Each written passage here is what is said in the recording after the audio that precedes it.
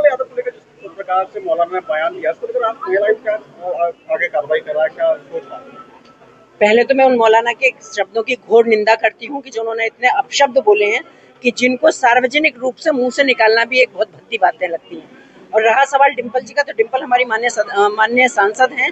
मैं किसी भी महिला के बारे में कह रही हूँ कि किसी को कोई अधिकार नहीं दिया है कि इस तरह की भाषा का उपयोग करें, क्योंकि मैं हर किसी को ये कहना चाहती हूँ कि वो चाहे पुरुष है चाहे महिला है, वो भी किसी कोख से ही जन्म लिया है, और वो जिस कोख से उन्होंने जन्म लिया है वो पहले किसी की बेटी थी, फिर किसी की बीवी बनी, और फिर उसके बाद वो उन जैसे लोगों की माँ बनी।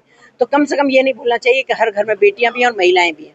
तो महिलाओं के लिए इतनी छोटी और इतनी हल्की बात कहने का किसी को कोई अधिकार नहीं है। इसलिए हमने आयोग से संज्ञान लिया है सबको।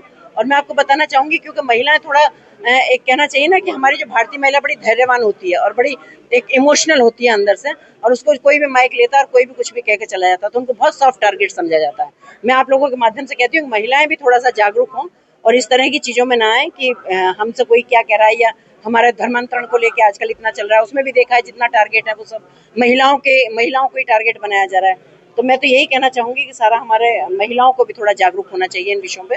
और ये जो अभद्रता की बात है, मैंने दोनों को आयोग से नोटिस भिजवा दिया। जिस प्रकार से पूरा लगातार सुनवाई कर रही है, आपकी सदस्य भी जन सुनवाई कर रही है, तो पिछले जो केसेस थे उनमें कितनी कमी देख रही है? क्या महिलाएं और सशक्त हो पा रही हैं?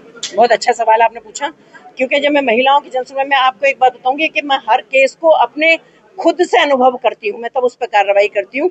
और इसका ही ये परिणाम है कि मैं जितनी भी जनसुनवाई करती हूँ उसका 100% निस्तारण मुझे अगली मीटिंग में मिलता है। आज भी मैंने आके जितने भी पिछले कामों की रिपोर्ट ली है, मेरी सारी जितनी एप्लीकेशंस मेरे पास थी, सब में 100% निस्तारण है।